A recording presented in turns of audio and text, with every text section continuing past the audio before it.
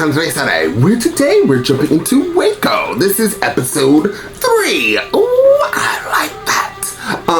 Why did I forget that I was actually supposed to be watching the final episode of this show? Nobody reminded me, so apparently nobody cares. But I'm gonna wrap it up. I actually was really interested in this show. It was on the top 10 on Netflix. It should still be obviously on Netflix. Go check it out over there. But let's jump into this reaction, y'all. We're gonna finally wrap up and see what happens with this. I actually generally kind of know the roundabouts of what happened of Waco. For some reason, I feel like maybe I learned it in school, or maybe did I learn it in school? I don't know. I don't know why I know this. It wasn't through a TV show or a movie, but I just know about Waco. So I'm ready to jump into the ending of this, guys. If you would like to see this in a full reaction, it will be a full reaction from my entire platform here on the YouTube platform, as well as my other platform, Patreon. So guys, once again, if you'd like to see this in full reaction, please join one of those platforms today. Also, if you guys know of any, I use Venmo to upload my content. If you guys know another website sort of like Venmo, please comment down below and let me know, because I'm switching the holy hell out of Venmo that charges users the least $600, and it goes from 600 to 1,000, damn near. So yeah, we're gonna move to something else. So if you guys know any other type of platform similar to that, other than Dailymotion, because they just take away your full reactions for some odd reason, although it's private, and I know of a few other ones off the top of my head, I can't remember, but just comment down below if it is not Dailymotion or one of those type of websites, because they do get rid of it. I'm ready to jump into this, guys. Please like the video, please share the video, and without further ado, let's jump into Waco and find out exactly what Waco has got to give. My trigger broke just under 2 pounds of pressure. If I pull the trigger, David Koresh is dead. If I shoot him here now, it's over. They all come out. I'll go to jail for the rest of my life, but I can save 90 human beings. Do I think about it a lot? Oh, hell yeah, I do. Back it up! Off the roadway! Get off the roadway! I'm only here because David Koresh's mother has asked me to be. DeGuerin is one of the best criminal defense lawyers in the state of Texas. Nobody was allowed at the checkpoint except FBI. I got a call from Jamar, and he said, "We think that you have parallel interest to ours. I said, can I talk to him now?" I said, "Yeah, we can make that happen. Hey, we're going to put him on the line. We're going to get off the line. We're not going to listen to him." I'm here. This is Dick DeGuerin. Your mother, Bonnie Haldeman, called me, asked me to help you. They're still on the line now. I can hear them. FBI was putting out that he was the devil incarnate. Keep trying to tell them if they wanted to pick me up, they had every opportunity in the world. If they messed up bad, they're going to give me the time to recuperate, or they're going to kill me. If I could convince him that he had a chance, then he would come out. It felt like the end of one chapter and the beginning of another somehow. Are we hopeful? Obviously we are. To bring in a third-party intermediary. You know, I can see this is working very, very well. Bear in mind that David's the guy that has always made the decisions. Not successful, we will have to go back, reorganize, and restart the process all over again. Doing okay. We're ready to get going today, huh? And how many we should expect just for planning purposes? 24 more people were going to come out, or more. Biggest, most incredible day of Waco was March 21st. 2 other women left earlier in the day, American Rita Riddle and 67-year-old Gladys Ottman. Indication of our strategy working. This is the logjam breaking up. HRT crushed Koresh's antique Ford Ranchero. It's a fuck you. What rationale are we using to crush these cars? Bring our personal private property. What's them? They're destroying our place. It was one of the hardest days for me because we really had a promise that they were coming out. We can work it out, my friend. You can't do anything. You've already proven that. When we try to separate ourselves as negotiators from the tactical team's activities, Davidians say, well, why should we even talk to you? You don't control those guys. About bypassing you negotiators if you have no influence or input in the first place. Plus, we just got 7 people out, and he said, that's not enough. They're not moving quick enough. They were going to do something else to ratchet up the pressure and punish them.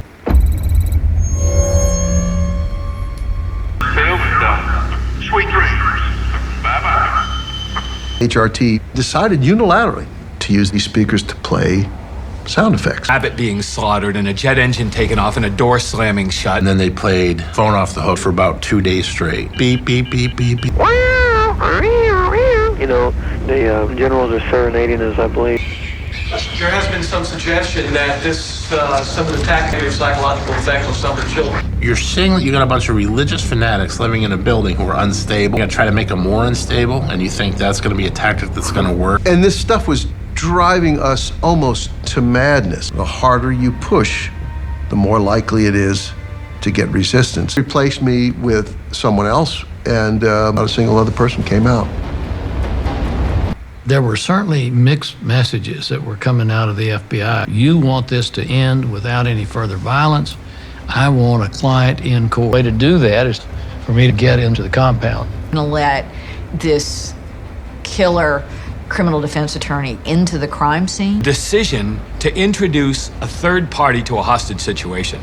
Our rights are being violated daily here. Thank God someone sees this for what it is. How big of a deal was it, Dick DeGuerin going in? Do you remember, like... Oh, it was massive. It was the deal. Nobody was allowed to go anywhere near Mount Carmel. Got inside one of the tanks, the hostage rescue team, wearing combat gear and bulletproof vests. Make sure the snipers that you have out here know who I am. We're scaring you guys. And they're not gonna shoot me. When I went to knock, and there was bullet holes in the door, the first thing that I noticed when I walked in the front door was the smell. Sewage and garlic. We're treating the wounds that David had and others. He had been told by God that it was his mission, write his interpretation of the book of Revelation. Got to take my advice. If you don't take my advice, there's no reason for me to be your lawyer. People are asking, how long can it last and how much will it cost? This incident got the attention of gun rights people. Just arrived today. Ken McVeigh showed up, was sitting on the hood of his car selling anti-government bumper stickers. As soon as the manuscript is delivered to me, that he will come out. David Koresh has now come up with a solution. Ricks said that it was just another stalling tactic. That's right, Tom. Koresh has promised to end the standoff once he's had time to write a manuscript. Steve Snyder, who's with him constantly, I don't know. Considering the Bradleys running into the building and all... They may never get done, right? Doing it. Steve, listen, do you think you're talking to some kind of a dummy? The way that we could end this was through some tactical intervention. Rogers had flown to Washington to meet with Janet Reno. And the FBI had a case file with affidavits from former Davidians talking about child abuse. They never showed her the video that Koresh sent out to the FBI. Hey, this is my family. It may not be like your family. You right, Joseph? Yeah. That these videos made Koresh look pretty good. I don't believe it's true that anybody manipulated Janet Reno into making a decision. A grown man would have been having sex with underage children. No, God grant us all time. Yes, I need to advise you of something that's very important. We're in the process of placing tear gas into the building. This is not an assault. This is not an assault.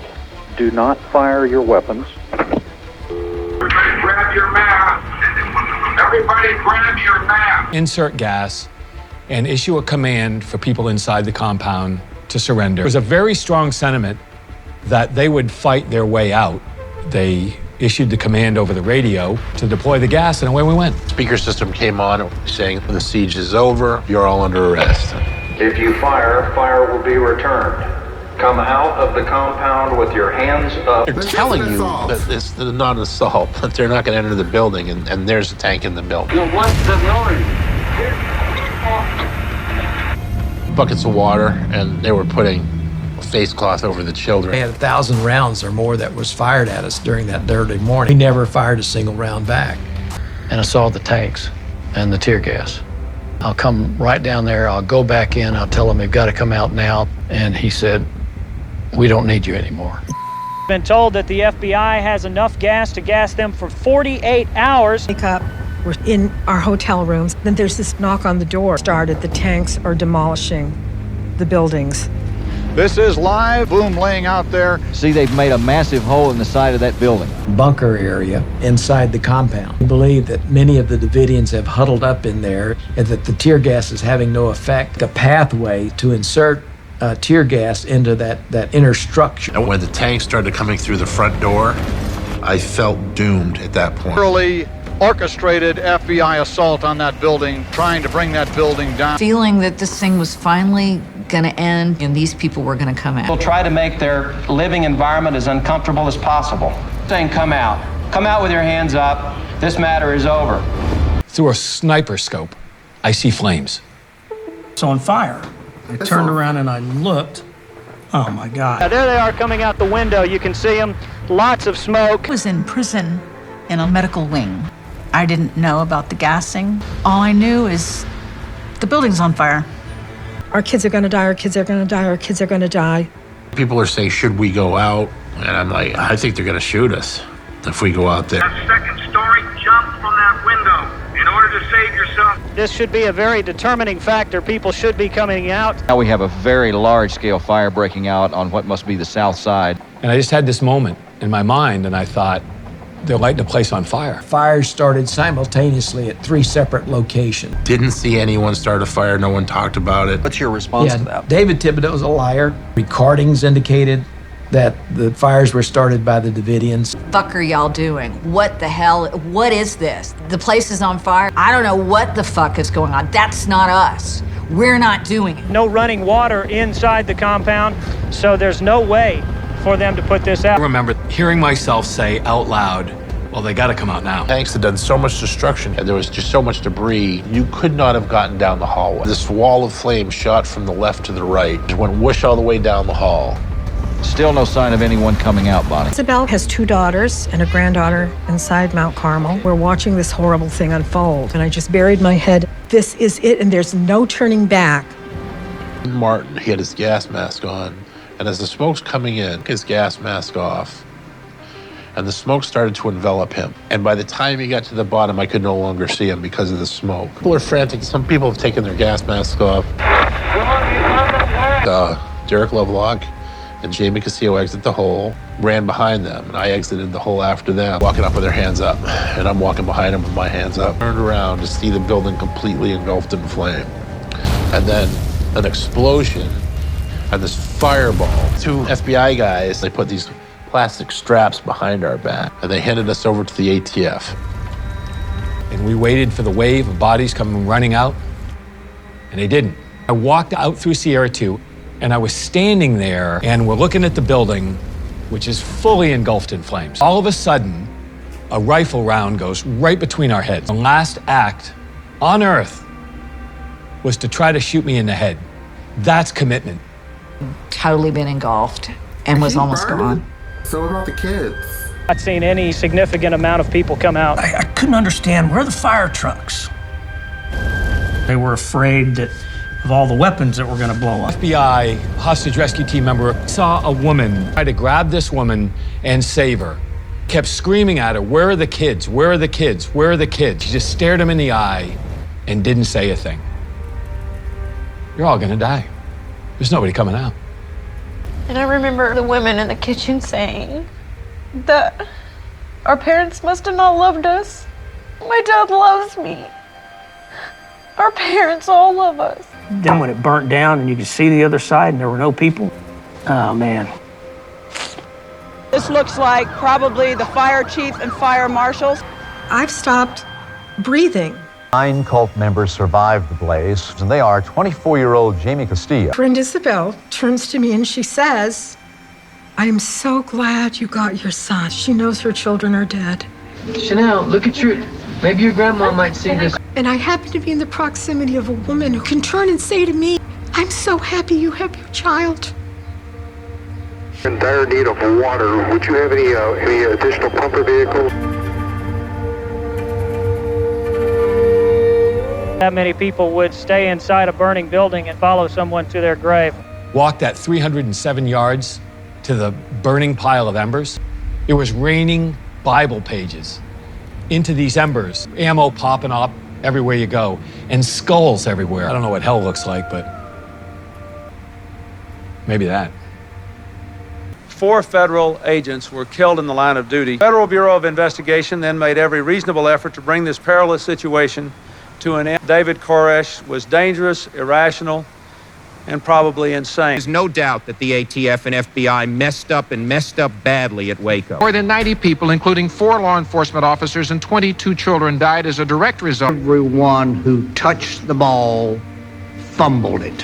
Several years after, when the Oklahoma City bombing happened, think about the date, it was April 19th. There is a direct line from Waco to Oklahoma City. Tim McVeigh feeling compelled to take revenge because of what happened in Waco. Omnipotent God let something like this happen. It's not God that let it happen, it's man made it happen. That doesn't mean we didn't make mistakes as an organization, and we did. Hostage in this whole process was the FBI. We were like actors in his play.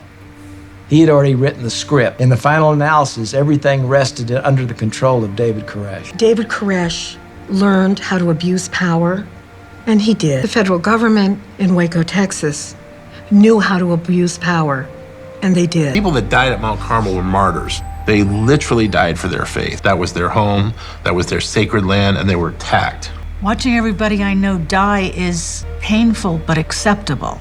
They did it for their own glory, worship, and praise of their God. We could not overcome the hold he had on their minds, because that would be repudiation of the person they believed was God. For Koresh, the most worthless individual on this earth, or you were, and I hope you're rotting in hell, burning in hell. Wayne Martin kept his law books in the building. Thing that didn't burn, page out of a law book that he had on the Fourth Amendment. All persons have the right to be free from unreasonable search and seizure. It survived the fire. The cow field in central Texas had become a fire that killed 80 human beings and went back to being a cow field. Violence appears out of nowhere, destroys lives, and drifts off to another scene. All the pain that they went through, I can't imagine it. My whole family was murdered, and I feel alone.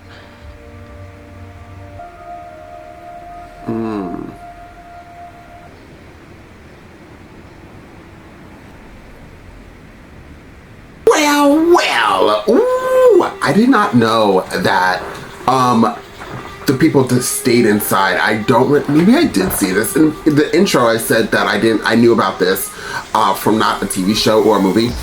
But now that we went through the whole thing, I don't remember actually, I do remember the fire situation, but for some reason, everything else is a blur to me, but it must have been a TV show because, I mean, how would I know about the fire? I am not Cleo, I am not a psychic.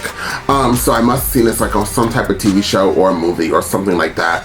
But I did not know that all those kids died, that all those people decided to stay in there. I feel like in the movie or TV show, whatever I saw, David Koresh died before like the fire engulfed him. I think he died of his wounds, or did he kill himself? Something else happened. It's not like they all just like stayed there. I think they shot themselves. I could be completely wrong. I do remember hearing about somebody the people taking their mask off too. But I think David died like in his bedroom or something.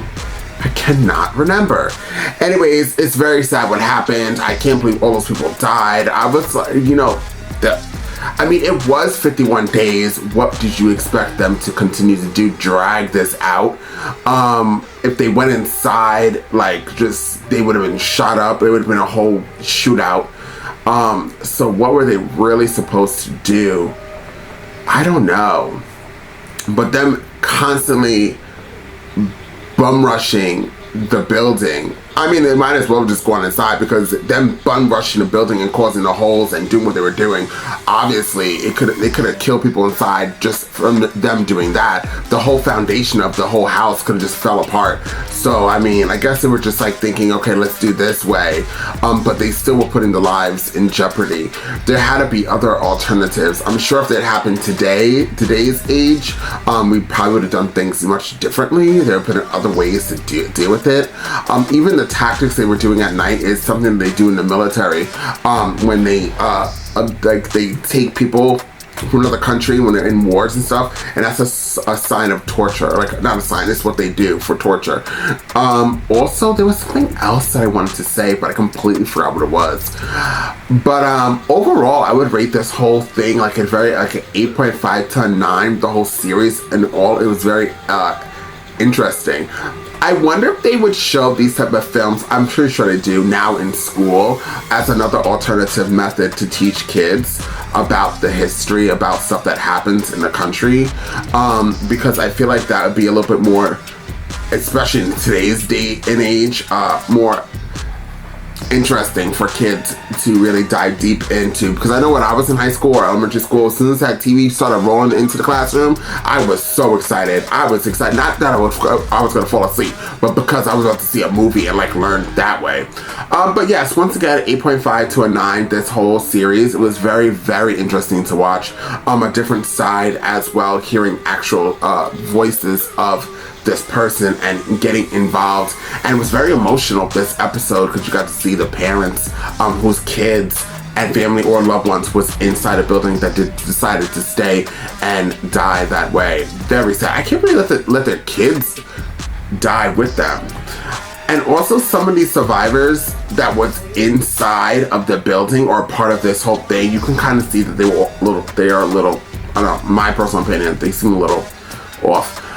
Also, I did not know the person who did the Oklahoma City bombing was actually there at Waco. I forgot his name again. And I don't really know much about the Oklahoma bombing. I was really, really young. But that was very interesting that it obviously was tied in, or so the show has made you seem, because you never know, how it made it seem like it was tied in together and that guy did what he did probably because retribution against the government, because he did have stickers that had he had Nazi stickers, and he also had stickers about the anti-government, so it's very plausible to think that that's what actually happens. But anyways, that's how I feel. Guys, please like the video, please share the video, don't forget to comment down below, and I'll see you guys next time with more true crime.